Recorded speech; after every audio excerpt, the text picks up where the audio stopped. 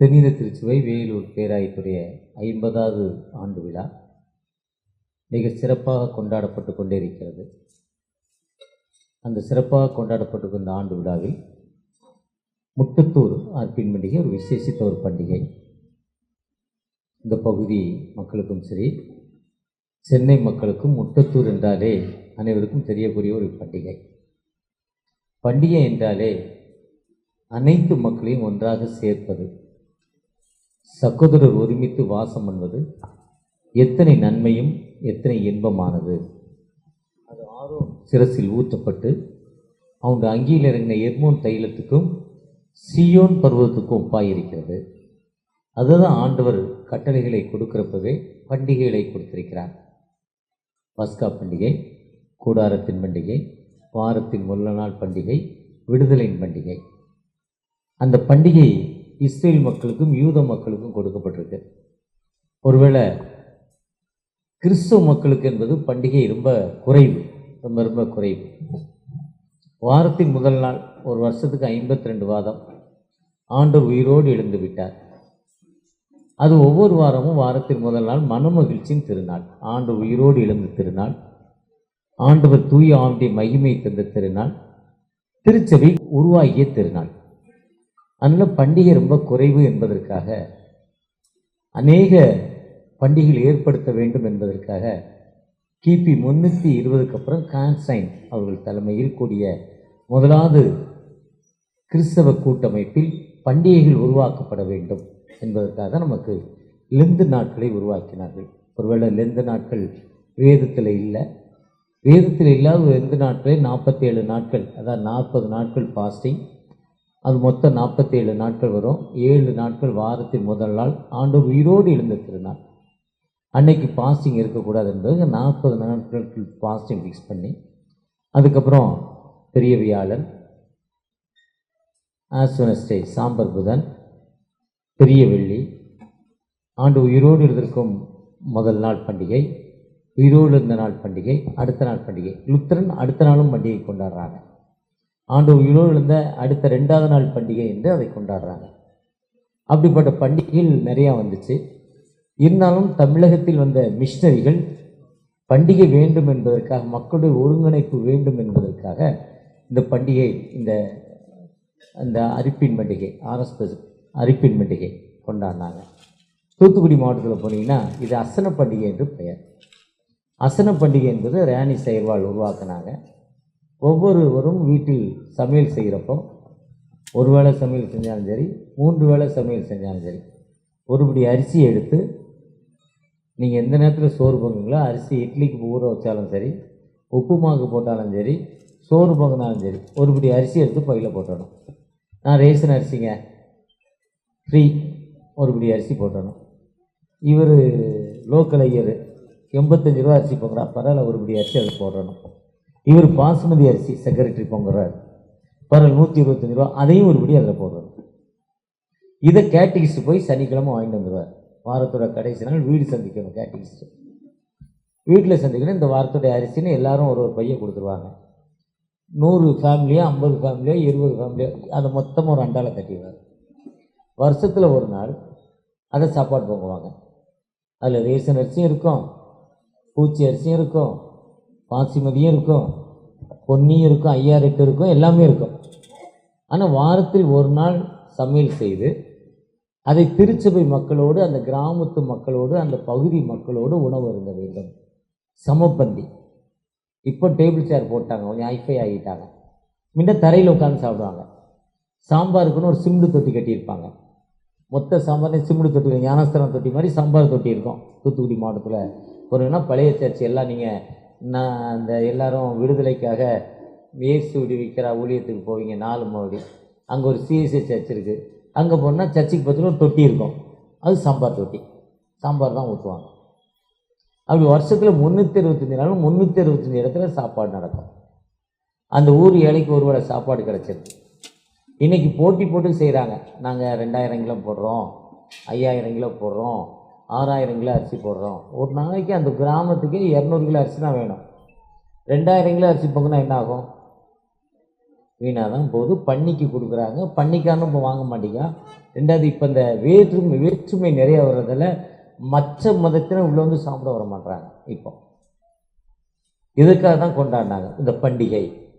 அதே மாதிரி எங்களுடைய பகுதியில் இதுக்கு பெயர் என்னென்னா, இந்த அறுவடை திருவிழாவுக்கு தோத்திர பண்டிகை, தவ உற்சவம்னு பெயர்.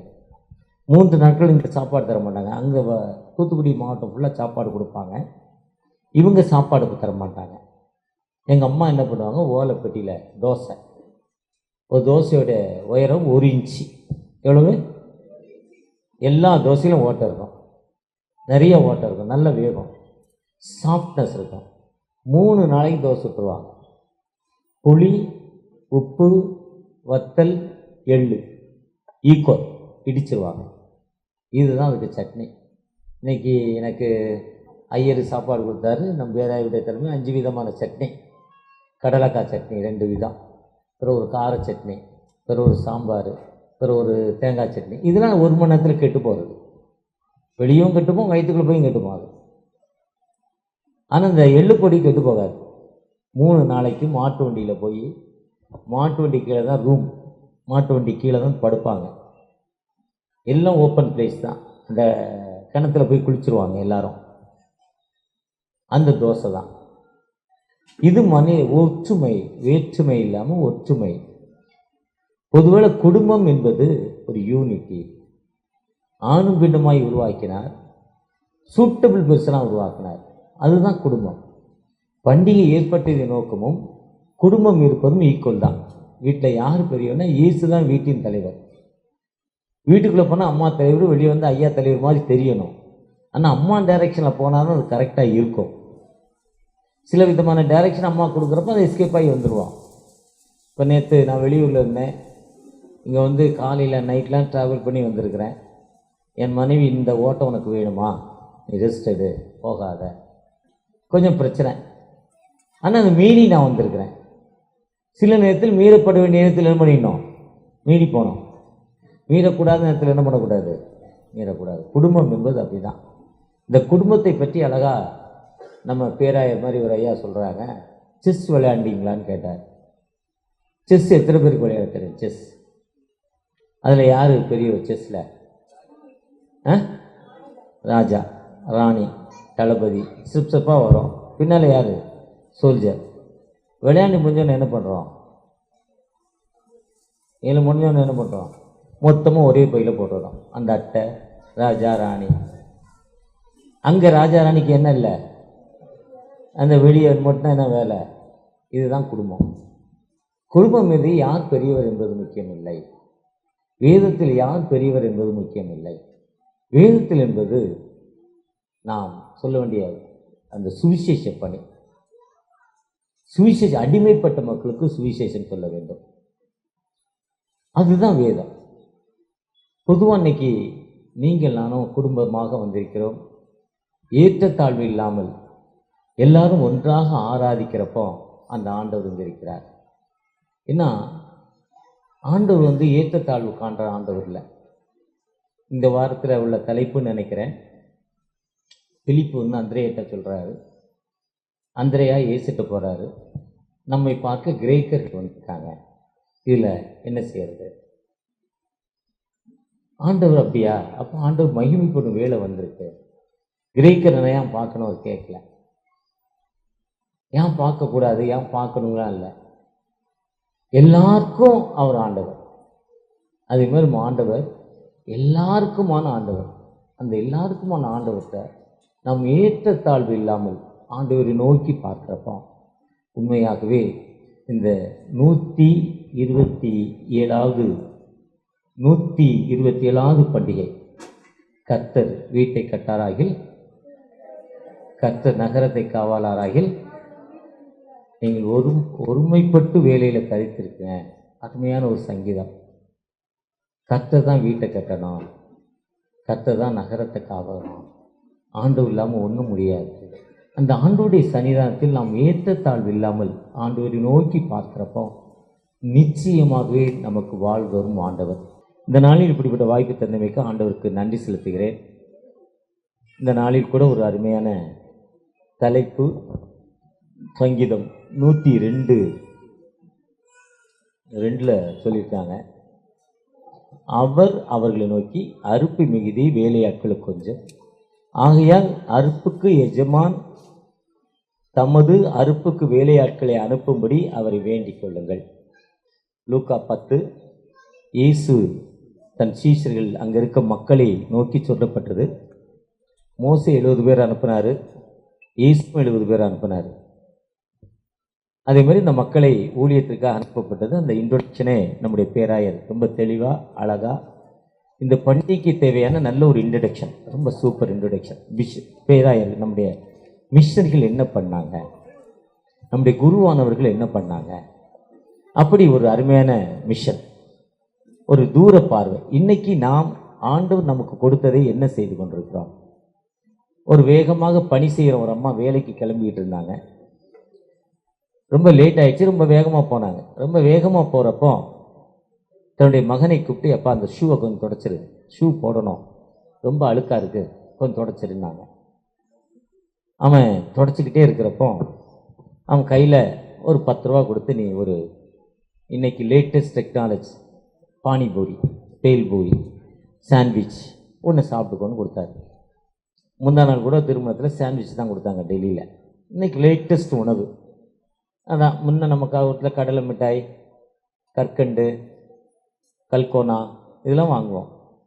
அந்த கையில் வாட்ச் மாதிரி கொட்டுற ரப்பர் மிட்டாய், இப்போ அதெல்லாம் போயிடுச்சு. இப்போ பானிபூரி, பேல்பேல் நார்த் இந்தியன் ஸ்டைலில் போயிட்டான் எல்லாரும். அவங்க ஒரு 10 ரூபா காயினை கொடுத்து, இதை வச்சுக்கப்பா சாப்பிடுப்பான்னு மகன்கிட்ட கொடுத்துட்டு நம்ம வேகமாக உள்ளே போயிட்டாங்க. அவன் அழகாக ஷூவை பாலிஷ் போட்டு தொடச்சான்.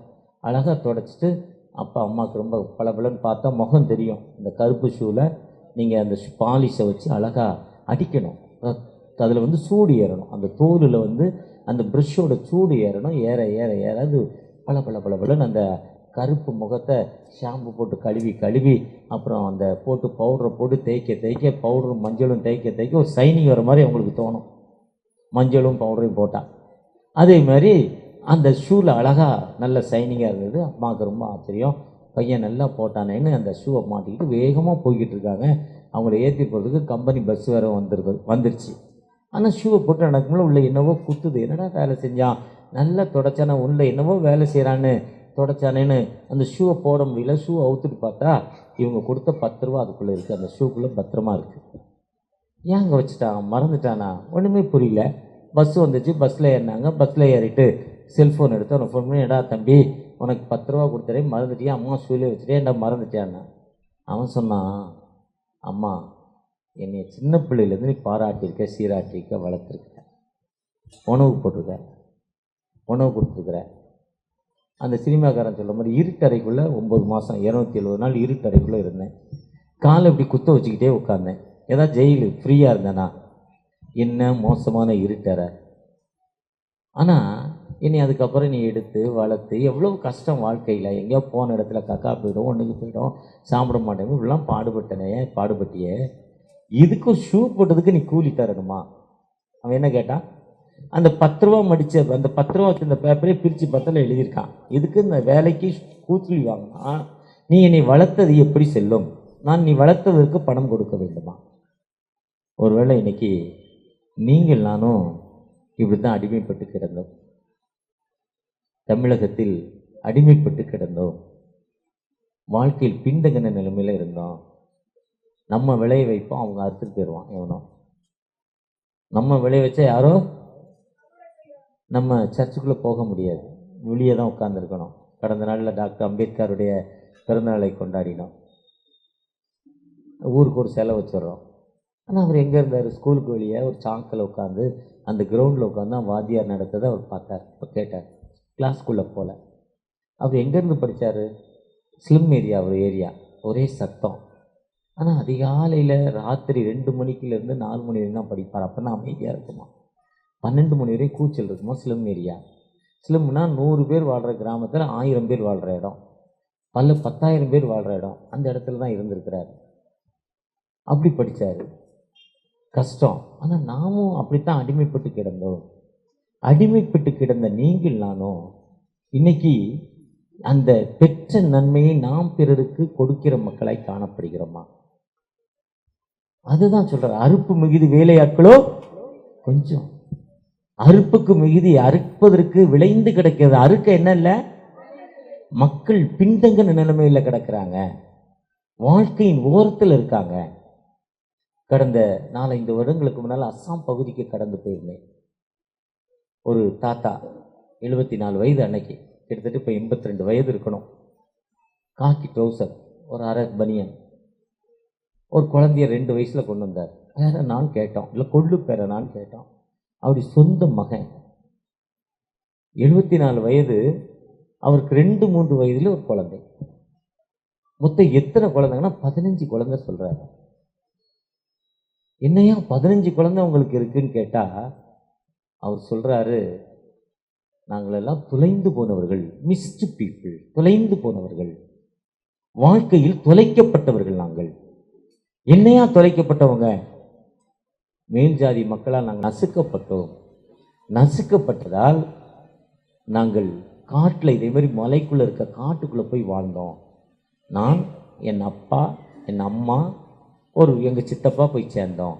அப்புறம் அங்கே குடும்பமாக மாறி எங்களுடைய ஜாதிக்கு பெயரே மிஸ்டு பீப்புள் என்று பெயர் என்று சொன்னார். தொலைந்து போன மக்கள். நமக்கு தொலைந்து போனது எனக்கு தெரிஞ்சு 20 வருஷத்துக்கு முன்னால் செல் வந்துச்சு. அப்போ தான் தொலைந்து போனவங்களே எனக்கு தெரியும். Missed calls, received calls, dial calls, அப்போ தான் எனக்கு தெரியும்.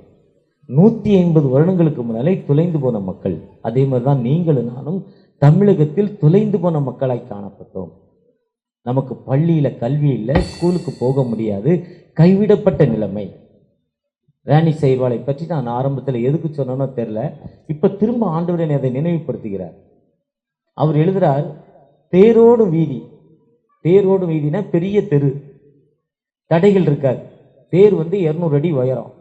ஸ்ரீலிபுத்தூரில் போனீங்கன்னா, ஸ்ரீலிபுத்தூர்லேருந்து மதுரையிலேருந்து ஸ்ரீலிபுத்தூர் வழியாக செங்கோட்டைக்கு போனீங்கன்னா, அங்கே ஒரு தேர் ஓரமாக நிப்பாட்டியிருப்பாங்க. 200 அடி உயரம். அது ரோட்டில் எழுப்பாங்க. தேர் இழுப்பது வருஷத்தில் ஒரு நாள் எழுப்பான். எந்த தடையும் இருக்கக்கூடாது. அதுக்கு தான் தேரோடு வீதி. தெருவோரம் ஓலை பள்ளிக்கூடம், தெருவோரம் ஓலை பள்ளிக்கூடம், ரோடு ஓரமாக ஓலை பள்ளிக்கூடம், ஓலையில் ஒரு ஷெட்டு. இப்போ இன்னைக்கு நிறைய மக்கள் பாம்பே, கல்கட்டா, சென்னையில் வந்தீங்கன்னா நிறைய பேர் அந்த ஸ்ட்ரீட்டில் வாழ்கிறாங்க. அதனால் நான் இங்கே கிட்டத்தட்ட நேற்று டெல்லியில் ஒரு பில்டிங் பார்த்தா 50-60 அடுக்கு இருக்கும். அந்த ஸ்லிம்க்கு கட்டி கொடுத்துருக்காங்க, நான் கொடுக்கல. 50 அடி உயரம். சென்னையில் ஒரு பாஸ்டர் என் கூட வருவார், 16 அடுக்கு கட்டி கொடுத்துருக்காங்க. ஒரே ஒரு லிஃப்ட்டு, 16 அடுக்கு போகிறதுக்கு 20 நிமிஷம், அரை மணி நேரம் நிற்க வேண்டியதுக்கு லிஃப்ட்டு போயிட்டு வர. லிஃப்ட்டு ரிப்பேர் அன்னைக்கு அவ்வளோதான் கதை கந்தல். அவங்களும் ரிப்பேர் பண்ண மாட்டேங்க, ரிப்பேர் பண்ண ஆள் இல்லை. ஒரே இடத்துல 10 அடி, 8க்கு 10, 8 இடத்துல 10 பேர் 5 பேர். அவனுடைய இருக்கை ரோடு தான். அதுதான் தெரு வீடு. அது தெருவில் இருக்க ஸ்கூல். புதிதான ஆசிரியர், பள்ளிக்கு புதிதான ஆசிரியர். Self introduction. செல்ஃப் இன்ட்ரடக்ஷன்னா பேரு, ஊரு, அம்மா பேரு, அப்பா பேரு. Self introduction. அப்பா பேர் சொல்லணும், அம்மா பேர் சொல்லணும், ஊர் பேர் சொல்லணும், தெரு பேர் சொல்லணும், எத்தனாவது படிக்கன்னு சொல்லணும்.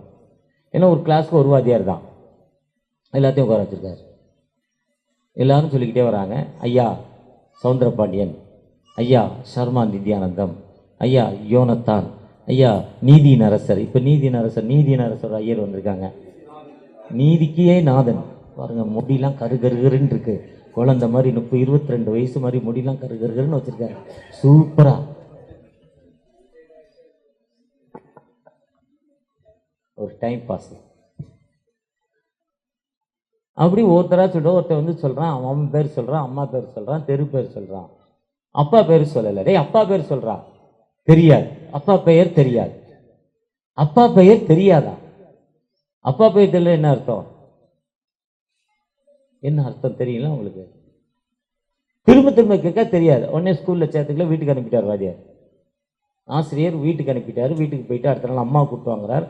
அம்மா ஒரு காலை பிடிச்சு, வாத்தியாருடைய காலை பிடித்து, அப்பா பெயர் தெரியாது.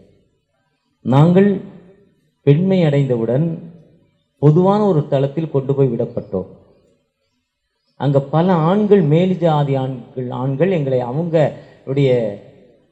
அவங்களுடைய நலனும் அவங்களுடைய இன்பத்திற்காக எங்களை யூஸ் பண்ணாங்க. நாங்கள் அதற்காக நியமிக்கப்பட்ட பெண்கள். இப்போ சமூகத்துக்குள்ள எங்களால் வர முடியல. எத்தனை ஆண்கள் எங்க மேல கை வச்சாங்களோ தெரியாது. ஆனால் அந்த குழந்தை எந்த ஆணுக்கு பிறந்தது எனக்கு தெரியாது. ஆனால் எந்த ஆணுடைய பெயரை போடுவது? அது நீதி அல்ல, போட முடியாது. அவர் சொன்னார், அப்பா பேர் இல்லாமல் சர்டிஃபிகேட் கொடுக்க முடியாதுமா, போயிட்டு வா, டாட்டா சியூன்ட்டார். அந்த அம்மா அழுதுச்சு, கெஞ்சிச்சு, கூத்தாடிச்சு, என்னென்னவோ பண்ணிச்சு, முடியாதுன்றுச்சு. அதெல்லாம் அப்பா பேர் இல்லாமல் சர்டிஃபிகேட்டில் என்ன இருக்குது? மாணவன் பெயர் இல்லை மாணவி பெயர், தகப்பனார் பெயர், விலாசம். தகப்பனார் பெயர் போடலாம், சர்டிஃபிகேட் போயிட்டு வந்துட்டார். சனிக்கிழமை வாத்தியாருடைய கூட்டம். ராணி செய்வாள் தலைமை ஆசிரியர், கரஸ்பாண்டன்ட், செக்ரட்டரி. புதுதாக வாத்தியார் அங்கே நிலைமையை சொல்கிறார். ராணி செய்வாள் கரஸ்பாண்டாக செக்ரட்டரியாக உட்காந்துருக்கிறார். நம்முடைய பிஷப் ஒரு ஸ்கூலில் செக்ரட்டரி, ஒரு 300 கையெழுத்து போட்டார். அன்னைக்கு ஒரு உதவி கேட்டோம். அவரும் அந்த அம்மாட்ட சொன்னால் அந்த அம்மா கொடுக்க முடியாது போயான்னு. அவர்கிட்ட கொடுக்க இங்கே தான், அப்புறம் கொடுக்க முடியாதுங்க. நானும் கேட்டவர் போடான்னு திட்டி விட்டேன். அந்த அளவுக்கு அந்த கரஸ்பாண்டுடைய கெத்து, அந்த ஹெட் மாஸ்டருடைய கெத்து, உரிமை. அப்படி அவர் முடியாதுன்ட்டார். அப்புறம் ராணி சொல்றப்பா, அவங்களுக்கு தான்ப்பா வாழ்வு கொடுக்கணும். இயேசு உலகத்திற்கு வந்த நோக்கம் ஏசாயா 25 கொடுமையான சீரில் மதிலை மோதி அடிக்கிற வெள்ளத்தை போன்ற கையில் ஏழைகளுக்கு பலன், திக்கற்ற மக்களுக்கு வாழ்வு. மத்தேயு 4:15 இருளில் வாழும் ஜனங்கள் பெரிய வெளிச்சத்தை காண்பதற்காக அந்த உலகத்துக்கு வந்தார். எபேசியர் 5 அந்தகாரத்திலும், லூக்கா 2:78 அந்தகாரத்திலும் மரணத்தில் இருக்கும் மக்களுக்கு விடுதலை தரவும், நம்முடைய கால்களை சமாதானத்தின் நடத்தவும் அவ்விரக்கத்தின அருணோதயம் நம்மை சந்தித்திருக்கிறது. அருணோதயம் என்பது திருவிழியத்தில் விடியல் என்று பெயர். எப்போ அந்த விடியல், எப்படி அந்த இருட்டான வாழ்வு போய் விடியல் வரப்போ எவ்வளவு அழகா இருக்கும், அதே மாதிரி விடியல், இயேசுங்கிற ஒரு நபர் நமக்குள்ள வரப்போ ஒரு விடியல், வாழ்வில் ஒரு விடியல் வரணும். அதுதான் அருணோதயம் என்று சொல்லி பாவத்திலும் அக்ரமரித்த மக்களுக்கு விடுதலை கொடுப்பதற்காக இயேசு கிறிஸ்து உலகத்திற்கு வந்தார். இயேசு ஒரு மதத்தை ஸ்தாபிப்பதற்கு வரல, கைவிடப்பட்ட மக்களுக்கு, மனம் நொந்த மக்களுக்கு விடுதலை கொடுப்பதற்காக இயேசு கிறிஸ்து வந்தார். அந்த அம்மாவுக்கு வாழ்வு கொடுக்க வேண்டும். அதுதான் நம்முடைய வேலை. வாத்தியார் சொன்னாரு, கரெக்ட். காப்பாளர் பேர் போடலையா? அதுவரையும் சர்டிஃபிகேட்டில் தகப்பனார் பெயர் மட்டும்தான் இருந்தது. அன்னைக்கு தான் தகப்பனார் பார் காப்பாளருங்கிற பெயரே வந்துச்சு. ஒருவேளை இதுதாங்க மிஷன், இதுதாங்க ஊழியம். நாம் அப்படித்தாங்க அடிமைப்பட்டு கிடந்தோம். இன்னைக்கு நம்ம யாரு? ஐயா காட்டுறாங்க, இவர் செக்கரை, இவர் யாரு? Head master. அந்த அம்மா டீச்சரு, அந்த அம்மா டீச்சரு. உங்க தாத்தா எங்க இருந்தாங்க? தாத்தாக்கு தாத்தா எங்க இருந்தாங்க? எப்படிப்பட்ட நிலைமையில இருந்தாங்க? காலில் செருப்பு போட்டாங்களா? திங்க் பண்ணி பார்த்துருக்கீங்களா? இன்னைக்கு இதே மாதிரி மக்கள் இந்தியாவில் வலது கைக்கும் இடது கைக்கும் தெரியாத மக்கள் எவ்வளவோ வாழ்ந்து கொண்டிருக்காங்க. அந்த மக்களுக்கு நம்முடைய அர்ப்பணிப்பு என்ன? ஐயா கேட்டாங்க, ஐயா என்எம்எஸ் யாருக்காவது தெரியுமான்னாரு. சூப்பராக என்னைய மாதிரி அடிச்சிட்டாரு. ஐயமார் வேலை அதுவரையும் ஐயர் அவர் நல்லவர், இவர் நல்லவர், இவர் நல்லவர்னு சொன்னார். பட்டுன்னு அடிச்சிட்டாரு. ஒருத்தரும் வேலைக்கு லாய்க்கலடான்ட்டார். ஏன்னா அங்கி வாங்கின பிறகு சமூகத்தில் என்ன ஆயிடும்? நேற்று கூட ஒரு மீட்டிங்கில் ஒரு ஐயரை கூப்பிட்டு திட்டினேன் டெல்லியில். அங்கி வாங்கும்போனா, கருப்பு கயிறு வாங்கும்போனா ஐயா ஐயாங்கிறோம். கருப்பு கயிறு கிடைக்கிற வரையும் பார்க்குறோம், எல்லாம் பண்ணுறோம்.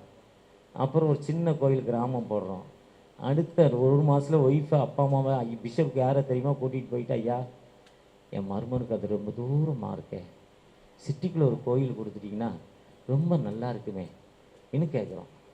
கருப்பு கயிறு வாங்கணும்னா கேட்குறதே இல்லை. நல்ல இடமா கேட்குறோம். நல்ல இடம்னா 4 western toilet, 8 AC room, 4 bedroom, 500-2000 family, இதெல்லாம் இருக்க கோயிலாக இருக்கிறோம். துட்டு வர்றதுக்கு. சாப்ளின் கரெக்டா தப்பா? தப்பா கரெக்டா? எது தப்பு? இன்னைக்கு இந்தியாவில் இந்த அடிமைப்பட்ட நிலைமை இருக்கு. மிஸ்டு பீப்புள் இருக்காங்க. இந்த மக்களுக்கு நம்முடைய அர்ப்பணிப்பு என்ன? 127வது ஆண்டு விழாவில் அழகா கர்த்தர் வீட்டை கட்டாராயில், வீடு என்பது வீட்டின் ஆண் தலைவர், பெண் தலைவி, மகன், மருமகள், பேரன், அம்மா அப்பா, உறவு, மாமன் மகன்கிற மாதிரி. ஊழியம் என்பது சுவிசேஷ பணி, திருச்சபை பணி மற்றும் சமூக பணி. இந்த மருத்துவமனை சமூக பணி. ஐடாஸ்கால தன் வாழ்வை அர்ப்பணிக்கலாம். இன்னைக்கு சிஎம்சி இல்லைன்னா வேலூர் எப்படி இருந்திருக்கிறோம்? வேலூர் எப்படி இருந்திருக்கிறோம்? இன்னைக்கு அங்கே உடம்புலாம் தூக்கிட்டு போனால் நார்மல் டெலிவரி ஆகுது. அந்த மிஷன், அந்த அம்மாவுடைய அர்ப்பணிப்பு. உங்களுடைய அர்ப்பணிப்பு, என்னுடைய அர்ப்பணிப்பு என்ன?